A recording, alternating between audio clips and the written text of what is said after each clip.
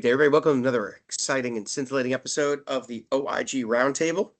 I'm Eric Rubenstein, Senior Director of Litigation, Fraud, Waste, Abuse Support. I'm here with my two buddies, Matt Kachansky, retired, freshly shorn, went over to the local farm. Sheep shearing season. Sheep sheared. Welcome. It is. I mean, listen, you brought it on yourself. I wasn't going to say a word. I was not going to say a word. Smirking through the entire introduction. Don't even think. That is true. Whatever. So I got Matt here, and of course I have Wade McFall, the serious one of the three. Thank God someone's here to be the adult in the room. Wade McFall, Assistant Special Agent in Charge, retired from the LA office of the OIG and a director here on our investigative team. So I'll probably continue smiling the whole time, Matt, because I wouldn't have, but you brought this on yourself, so it's okay. It's yeah. Absolutely. Put that. The funny thing is that your hair is so normally hefty and thick that when you put that hat on, you didn't adjust the size. It actually, yeah. It's like a kid putting on his dad's hat. It's all right. It's all right. Listen, I can't judge too much, so it is what it is. So we want to talk about back to the business at hand, because that's the important stuff. So we want to talk. There was a press release that came out the other day involving a company named Zynex, Z-Y-N-E-X, durable medical equipment device company, I guess DME device, and they manufactured and distributed TENS units for home use. And their big fraud scheme was excessive sale or transfer or mailing, whatever you want to call it, of electrodes and batteries to people who had the Zynex device. And, I think the interesting part of this is there's two pieces. We'll talk a little bit about both pieces, but one piece is the chief operating officer and the CEO of the company were both criminally indicted for the fraud. The CEO was ordered to be remanded, which means he's being held in custody. And the chief operating officer was given a bond. And the company itself entered in what's called an NPA, non-prosecution agreement, where they agree to a bunch of things. They're currently in Chapter 11 bankruptcy protection right now. And as part of that reorganization, they're paying a bunch of money and things of that sort. So, but the fraud is that there were an excessive amount of electrodes and batteries that were being provided to the Medicare population. And these were done on kind of an auto ship process where you theoretically people opted in. We don't know if that actually happened. Probably not, which is why it's excessive, but people opted into having the auto ship. And you see these kind of schemes with a lot of other things. You see them with diabetic testing supplies. We see it with adult diapers. We see it with anything that's on kind of an auto pay. And we were kind of joking beforehand, and Wade, I'll start with you because I equated it to the company that has that very big website where you can buy almost anything, and they have some stuff they do on TV as well. And there's a guy with a big yacht that drives around that owns that company, which started off selling books. You know that company. And they have the subscribe and save. Right before you know it, you have 37 boxes of cat litter that you didn't need, or 150 extra rolls of toilet paper. But the important takeaway is these schemes are easy to perpetuate because people get them and they say, well, I could always use the extra. And then before you know it, they've got an inordinate amount. So but data, the high volumes of things should give away that there might be a problem. And I think for me, the issue is, and we'll talk a little bit about a few things, I guess, but policy edits are an important piece of this. And had there been a policy edit in place, like the question almost begs itself, if the policy is you should get 6 electrodes a month and 2 batteries, how is it that 12 or 24 or whatever it is? But the other half of this, and this is the part where even if there are policy edits, if people don't need the electrodes or people don't need the batteries, if every month they're on a cadence of getting electrodes and batteries, right? It's like in the diabetic world, if you're supposed to test 3 times a day, but you only test 2 times a day, well, you're not doing what you're supposed to do, but at the end of a month, you're going to have 30, 40, maybe however many extra strips you're going to have. And so it's kind of the response. It's not kind of, it is the responsibility of the DME supplier to ensure that they're not over shipping or whatever, but there is a combination of policy edits, high volumes of data, and then the subscribe and save effect. Right. And I mean, you kind of hit the nail on the head there, but it's like the edits, especially in a situation like this where they could have edits on the number of electrodes or batteries, much like other DME companies where they have edits on diabetic supplies and anything that's recurring, they can have an edit so you can only get a certain amount. And of course, the theory behind these like auto ships are well, one, that the manufacturer, the supplier doesn't miss an opportunity to build something because it's going there every month, but there's like discounts or rebates, whatever, for the higher volume.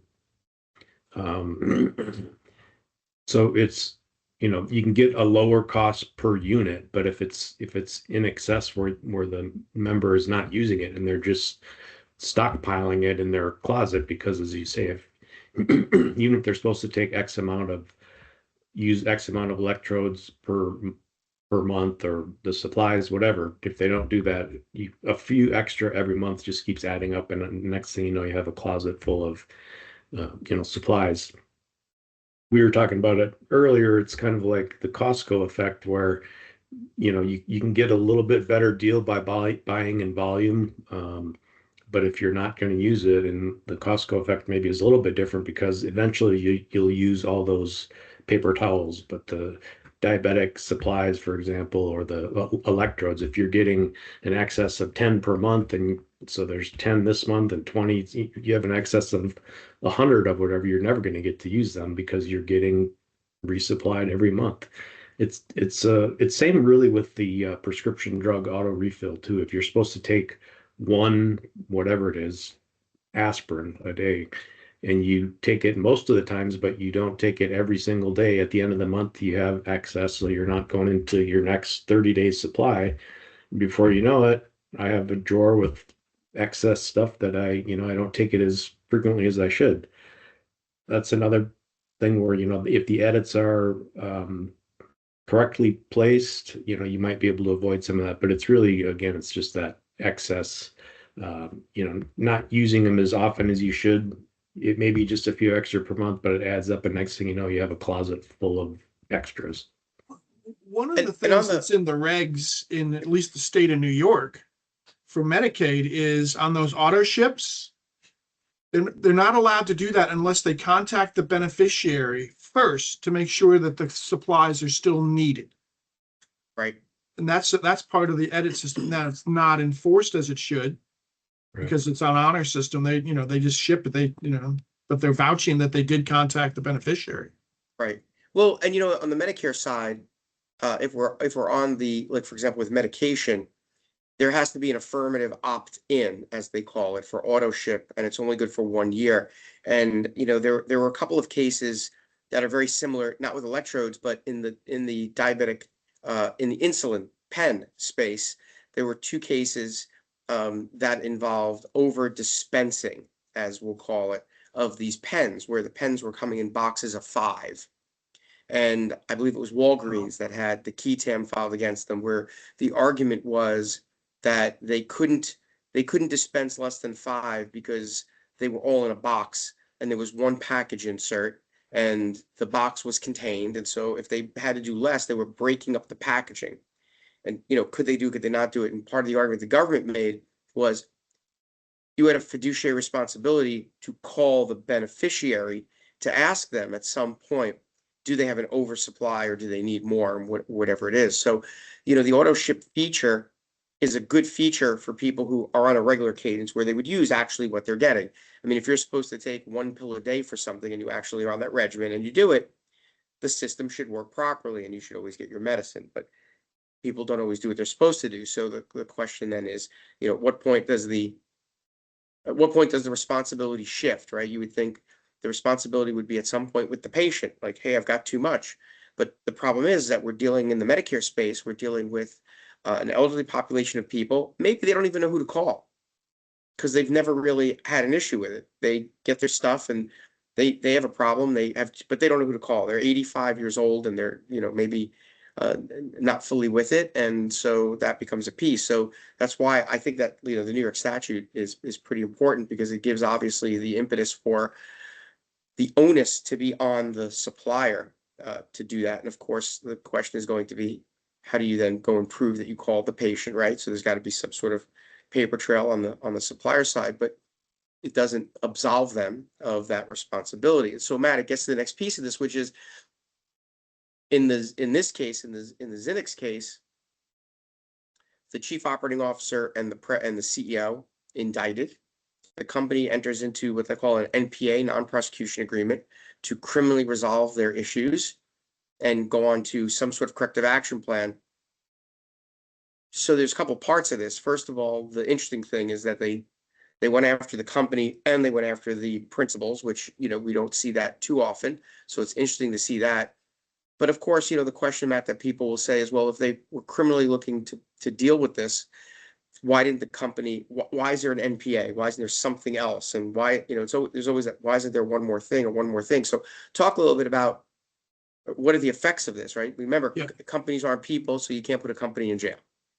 Yeah, I've worked a lot of these types of corporate cases, large national chains of hospitals, things like that. So a part of it may be access to care. I don't know where these folks are located and where they distribute the TENS units to. It could be to rural areas, so they need them to operate. The other is the press release points out, they filed for bankruptcy, but they're going to be paying $5 to $12.5 million back to the government in restitution based on their profits for the next year. So there's probably an ability to pay. If you exclude them from Medicare and Medicaid, that shuts them down and they're not going to be able to pay back the money that's owed. The other thing that they brought up was that there's been a change of ownership and they've turned the place around and they're on a corporate integrity agreement or whatever it may be. So they feel that the current company is law abiding and they're going to be paying the penalties for their predecessor company, which, takes, I take that with a grain of salt. I just think it comes down to the government wanted its money back and the only way to do it was to keep this company operating. I've worked a lot of them where the corporation takes a plea, but it's not the corporation itself. It's a shell corporation that they exclude, which has no meaning whatsoever. And the company changes its name and goes on, whether it's, whatever it might be. We've had a history of those types of things. And this is just another example of that. The good thing is there were two good things. One is they did go after the bigwigs in the company, the high-ranking officials, which is I've seen somewhat rare. I've seen middle management. I've seen fingers pointed at the compliance officer or things. This is the first time they went after like a CEO and a COO, which is great. The other is you look at the laundry list of agencies that were involved in this: VA, DOD, FBI, HHS, Security and Exchange Commission. Yeah, so they pooled their resources here, and they pooled. They actually worked as a task force and got this place indicted and prosecuted. And that's something that needs to be done every time. Not only does it combine the damages, you really get the full extent of what the fraud is and how it affects both the government and the commercial sphere. So the approach to this case was more evolved than I've seen in the past. So what about the argument that some people will make that will be, well, by keeping this company in the program, aren't they essentially paying us back our own money? Yes, it's robbing Peter to pay Peter. Yes. Right. And there's no argument against that. Right. And the thing that's interesting to me is the press release talks about over 600 million was considered fraudulent. There was something like $837 million or something like that. Yep. And the argument is that 600 million of it is fraudulent, but the company is only paying 25 million. Yeah, 12 million. Yeah, it says more than they forfeited claims, special tracker. Yeah, it was $873 million, and they say 600 million of it was for probably the results of fraud, and they're paying back 12 million. Right. Well, and I think there was a provision in there too. If they didn't meet all the conditions of the NPA, I think it was an immediate, wasn't it a $10 million fine they had to pay? Because there was like 70 pages of conditions they had to meet, and if they failed on any of them, it was like an instant 10 million, which is, considering that the actual amount was going to be 12 million, that's pretty hefty. Well, great. They're on double secret probation now. Yeah. I mean, and if you're only paying back 12.5 million, and you've got a $10 million fine that you're potentially getting. Okay, great. $22.5 million out of 600 million. You would hope maybe the SEC is going to take a shot at them as well civilly. That's why they're involved, because it's a public corporation. They had to file their reports, stating what their profits were. Probably if 80% of them were based on fraud, then there's some probably stock manipulation because of that, and they'll be paying fines on that over the top of the healthcare stuff. Right. So wait, I want to go to you for the last word on this. This is one of those systems, where one of these schemes where systems need to be in place to stop this excessiveness, right? So what are some of the things that plans should be thinking about doing to ensure that they're not getting whacked on these auto renewal type schemes?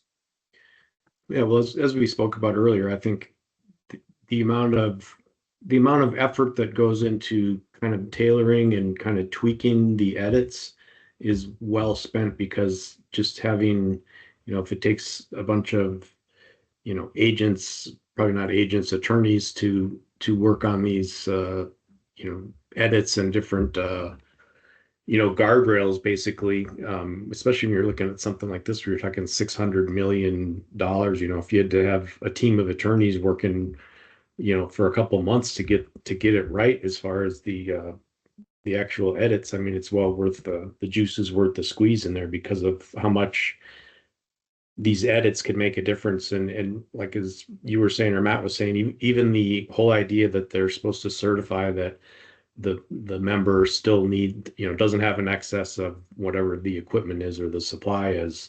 When you're looking at these kind of numbers, it might be worth having, a mechanism where someone actually forces them to call them, and you have to, whatever the recording of this process, maybe, I don't know, you could have 100 different ways to do this, but I mean, to take those extra steps to make sure that this doesn't happen, and that may be ensuring that the members are spoken to, every other month, every quarter or whatever, to make sure that they don't have, an excess, and we can just say, okay, they have enough for another month, we're not sending anymore.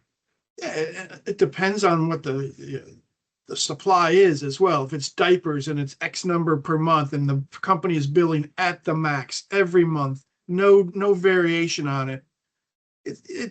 Seeing a pattern of that in the data, it might be time to call the bennies, and the bennies might say, they've got, a closet full or whatever. And if that's a pattern, not only is that, an instant problem with that provider, it's probably a problem with your edit allowing too many. Right. So you can work it both ways that way. Solve the instant problem, small problem of the supplier itself, and then what is the root cause of that being allowed? Is the edit is allowing too many? Yeah, I think this case is not unique in any way, shape, or form, other than the dollar amount is huge, and the fact that they got the facts of the case are not unique. It's the uniqueness is they got the company and the chief operating officer and the CEO, which does make it interesting. So I'll be interested to see if this was actually the result of a key TAM, if there was some proactive data analytics. Typically, they would have unsealed the key TAM by now on something like this after the indictment. So maybe there isn't, but we won't know. But it is an interesting case in that sense, and the dollar amount is pretty big. But the scheme is no different than a lot of these other DME auto refill type schemes out there. So interesting conversation to have with people. So thanks as always, guys. I appreciate you spending some time and enjoying this conversation. And we appreciate everybody for tuning in every week. And as always, you can get our newsletter every week in your inbox. Just send us info@advisehealth.com, or just sign up right from the splash screen on our main webpage. You can also get our weekly podcasts on our YouTube channel and our Spotify channel. So just go to YouTube, hit the subscribe button. You'll get them every week sent right to you. And as always, we appreciate everybody spending the time, and we'll see you on the next OIG Roundtable. Take care, everybody. Thank you. Thank you, everybody.